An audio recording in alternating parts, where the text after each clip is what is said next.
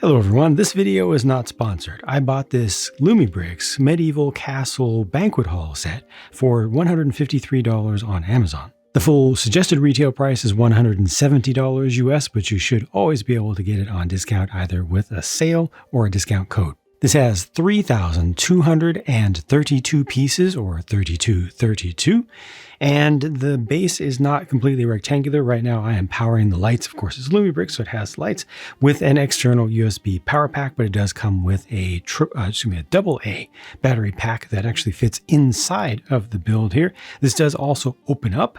There's a detailed interior, and I'll show you all of that, but first I want to give you an overview of the overall thing. There's a lot of elevation involved in the build of this set. Even just the floor level, the standard floor level that almost everything starts at, is already elevated significantly off the ground. And you can see over here that they have one of their modular connector pieces facing out.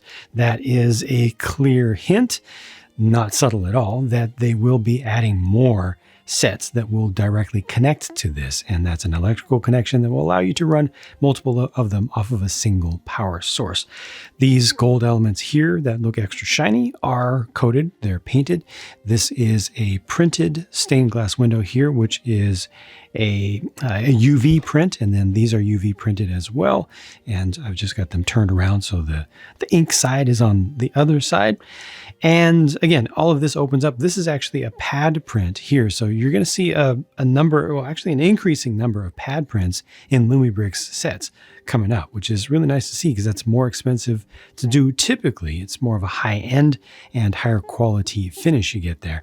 All of these pieces, I mean, this is an old design of piece that's great to see in dark red. There are so many of them, and it makes for a really good texture, I think, for the roof. I'm really happy to see those pieces with the old finger joint style, and I think that they're used to good effect here. All of this whole entire side here is able to be removed. The whole thing can be pulled off, and you can also see there's an access port down here, so that just lets you see inside a little bit of kitchen. I do wish that there was a little bit more detail in here because, again, this is kitchen.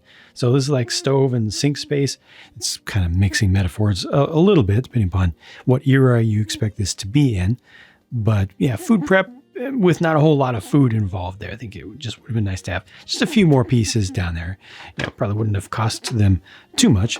This down here is also accessible. This is just a little storage cellar space for some reason, where you can just put some additional things. It just has those three barrels in there, which themselves don't have anything. Little dog hair off to the side though. That's not intended to be cargo. And then you have another connector back here. So you can see that, again, there's a system that's being developed here to connect multiple sets from this series. You have access back here, and that's kind of a secret access. Well, it's a little bit of a combination between access for us huge figures to try to, get minifigures in there, and also can be seen as a secret entrance or secret escape or exit, where somebody could potentially break out through there or break in when they're not supposed to be getting in there. And they do tend to have some stories, and there is some story involved here that does involve a break-in. There's a wire that does stick down here, and I could kind of just push that out of the way, but I didn't want to specifically hide it just for the review. That one is a little bit loose. Just typically speaking, this company does a good job. Oops, I didn't have this piece connected when I moved it here. Does a good job of hiding wires, and increasingly they are completely skipping on any pinching of wires. The wires were routed pretty well here, but every once in a while there's something that hangs down a little bit, or is just a little bit lacking in slack, where you got to get everything just right. These are, again, stained glass windows. These smaller ones up top are not the same.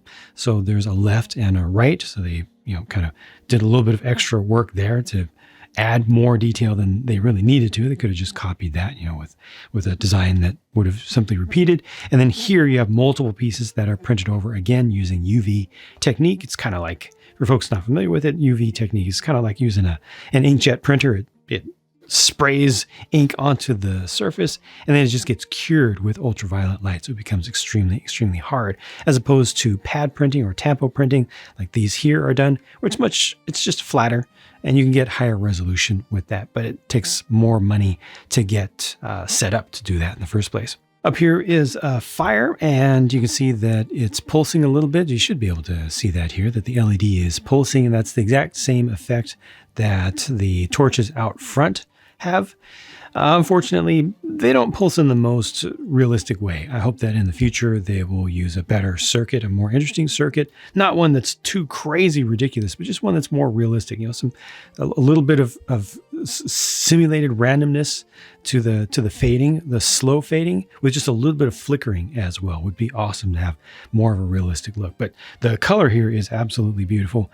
You can actually route these wires farther back. You can actually route them inside and hide them away. So there's one here, or set here, and then set over here as well. But I just followed the instructions. So everything here, to the best of my ability, is put together as shown in the instructions I used to the online PDF version of this. It comes with 4 books. Okay, let me start opening this up so you can see more of the detail, more of what actually gets built here. You got the double doors, but this is the most important thing over here on the side. Again, all of this being able to open up and actually be removed fully. I'll just go ahead and grab, let's see, what's the spot? This is convenient right here. Just grab it right from there. It just slides. The whole thing just slides out to reveal the grand interior, full of prints and light. I will, as usual, turn down my studio lights to let you see the natural light that is built into this. But first I want you to see more of the full details. So you've got prints along the side here, also on the opposite side, a nice large print over here. All the tapestries, all the banners, those are done with prints. You've got a nice chandelier here, which was actually a little bit tricky to build. That was probably more tricky to assemble than most things that I've gotten from this brand. They have you wiring or routing the wires back and forth between the 4 different light units there, and you really have to keep track of it. I don't know, if you see the instructions for it, you'll get it. It just felt a little bit more advanced and required a little bit more concentration than usual. But the end result is very good. And they even have a good method for tightening up the wires so that you don't have any extra slack left over. We've got all prints back here, and these are pad prints as well, done pretty well. This is gold painted, painted on the outside, so it has that extra vibrancy and extra metallic sheen to it. These are just molded. The gold details over here are simply molded in, so not quite as bright. Big old print right there. And coming down to the stairs, you have this large table in the middle with a bunch of food on it. Everything is set up pretty nicely here. I personally would prefer orange over red for the candles, and the very bright color for the turkey there is a little bit off-putting if you think about it a little bit too seriously. But this is, after all just make-believe space, and the figures aren't realistic or anything, so I think it's forgivable. They have an interesting new feature with this table, actually, where they've dealt with the fact that their figures, unfortunately, are not able to sit because of the limitations of how they have to be designed to avoid a major trademark situation with the major brand of minifigures that are out there. They've got little figure foot pegs or holders in the table itself. And as a result, figures that don't have any way to connect to their bottoms or to their backs can still sit here securely. Lumibricks has openly indicated that they are looking to update their figure design, but in the meantime, this is a good solution to what was a real problem, that their figures weren't able to sit in seats previously. You could put them in some seats, not all of them, but in some, and then they would just kind of fall off if you moved the object around, vehicle or building, moved around, they would just kind of fall off. So this makes them secure, and I think that's a good enough solution for now. Also, they made it so that all these chairs are very easy to remove. They're only attached with 2 studs each, and the whole table is attached with only 2 studs in total. So you can clear all this off and turn it into a dance floor down here, which then has some studs that you can attach minifigure feet to. So that is a good thing. There's also storage space down here, and they suggest that you have a little bit of a story going on about how maybe there's some illicit access to this space. Somebody coming into the space who's not supposed to be here, and this is one of the areas where they sneak around. Could potentially also come in through here. As for other spaces that you can get into, you can put figures kind of near the edge here. Our fingers can reach, but you can't go too far with that. I do like looking down in there. It's a nice space, but ultimately most of what's accessible there is the mezzanine up above. And you can access that from the other side. Now this section of roof does fit in here rather tightly, but you can just pull one of these up and use it as a handle to help give you some extra leverage. And then this ultimately can just be popped out. There's one connection point, and then the rest of it is just sitting down in here. There's a set of clips on the bottom right, and actually separated, not the way that it's supposed to.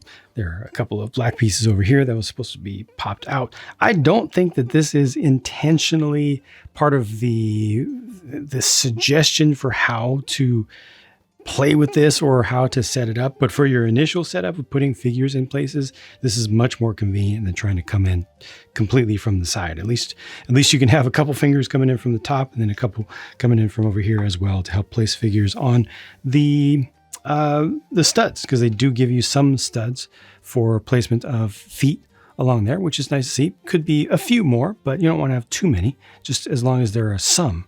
Now with this back in place, I do want to point out that there is a little bit of gap here. I wasn't able to find a spot where this fully seals up. It fits in there pretty nicely, like around the edges, the upper and side edges, it's good. It's just right down here because, like I showed, it's only connected over here. The rest of it is pretty much just sitting in place. There are some gaps along here where you can start to see the interior lights. I'm not sure if you're able to see that. Some of it's showing through. You can see the interior lights here, which is just a little bit of light bleed. Would have been nice to have something behind there, or just an option to reduce that light bleed, because it does kind of reduce the immersion a little bit. That's totally a nitpick though, not a major deal. And then, though I showed you how you can get to this area from the back, from the ground level, and there's a ladder in there, a light in there as well, you do have this little bit of balcony, which unfortunately is just a little bit difficult to get to. It's just very cramped there. You can pose a figure there, but actually using that space isn't going to work out so well, even though they have this very convenient vine, which I'm assuming would be used for someone who's escaping, or possibly someone who's breaking into the place. Again, various methods of incursion into this space. Two more things before I turn the studio lights down. First of all, the large section over here that I removed does have some interior space. Unfortunately, these are fully tiled bits of wall, or excuse me, bits of floor here, and thus you cannot attach any figures there, even semi-permanently. But this is more of the interior, and there is value here. These buttresses are pretty significant. The whole thing is pretty heavy, and I think the design here, like how it works and how convenient it is pretty good. They even have a couple of temporary pieces that you remove after everything is done, just that help with the build process. These are UV prints right here for the paintings, and then these are pad prints once again up top. Again, a couple, maybe 3 studs in here I think would have added value to this. You also have this key over here off to the side. And then the last thing I just wanted to comment on from a high level here is that this building feels larger on the outside than it is on the inside, kind of a reverse TARDIS situation. And that's because, this area right here is occupied when it's all put together by this floor that I just showed you, which now gets removed. So it's not really that much usable space there, especially with not any studs being there.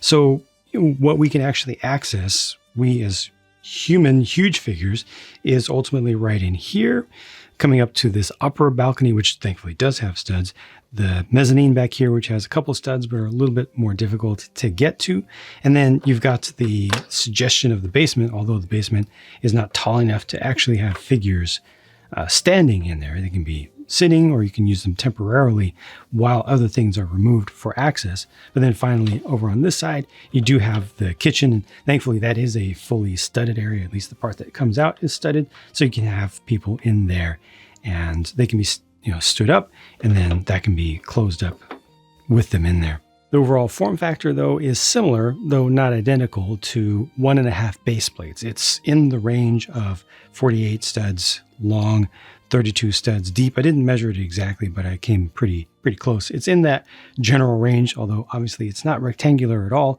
so it doesn't make too much sense to equate that too closely.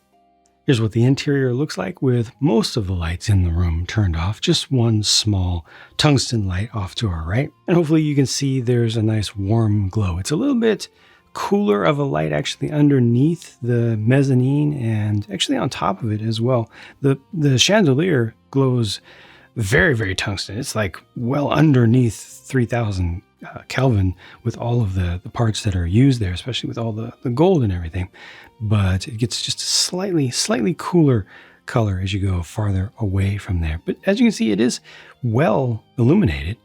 I mean, the overall level of brightness is very good. I will just very briefly take my external light away so you can see that absolutely purely. But for these things, I usually do like to keep just a little bit of external light, just a little bit of ambient light in there so you see things a little bit better. This relatively unattractive side of the building, when closed up, still does have the small windows there, so you can take a little peek inside. And then here's a look at the glowing torches out front, and you can see through the stained glass windows down here as well as up top. Unfortunately, the transparency isn't completely consistent through there, but the design is still very nice. And down here, these have nice designs, and you do see a little bit of light coming through those, as well as around here onto the side. And that works out even better, although once again, inconsistent opacity. You do have a little bit of a shadow right in this spot right here. Would have been nice to have full light, especially over this, because it's built with multiple pieces. It's relatively thin. There's a lot of refraction and reflection that goes on with light in that space, but it still looks good. There is a light in this small area over here with the ladder, and up above is the pulsing light of the fire up above. There is an area light in this space right here, so that will illuminate a person if you have somebody posed there. And then up above, you've got the suggestion of the fire, the flames there that are pulsing in and out.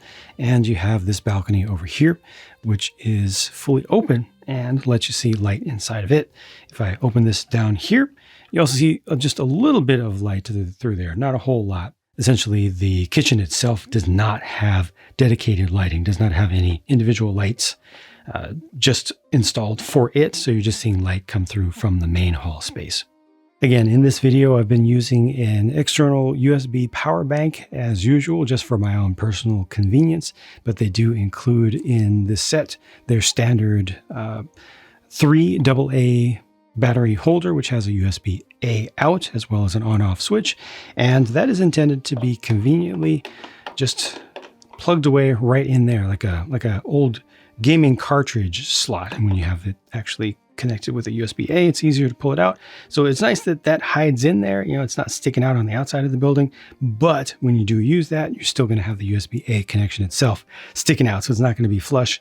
Not that it would be flush anyway, because you've got this sticks out a little bit, this sticks out, that you can pull that off. But it's not quite as neat as it could possibly be, but it's a whole lot better than it's ever been before from this company. They just keep making progress, continual forward progress. The figures in this set, I think, are actually pretty nice, especially for the theme of it all. And some of them have some cloth pieces to attach. Each one of these is a little bit more satin and metallic looking on one side than the other. The other side is a little bit more flat. I think the prints here are okay. They're not great. The graphic design work is good, but the quality of the prints varies a little bit from what I've seen across the different figures. By the way, this one has an alternate face, so she goes from smiling to really smiling. As is pretty standard for this company, they have names and or character descriptions, just brief blurbs about kind of the motivations for each of the characters in the set. I think I could probably fold that around just a little bit better. They tend to come flat, maybe a little bit crinkled, but with just a little bit of manipulation, you can get those to stay where you intend for them to be. But they also have a little bit of scenario that they suggest in the instructions, as well as on the website a little bit, that I'm not entirely comfortable with. There's a marriage motivated by politics. They specifically show you how to carry out a physical assault, and this guy is involved in the assault. And then there's something else dastardly that he does afterwards, and it kind of leaves the story at a to be continued.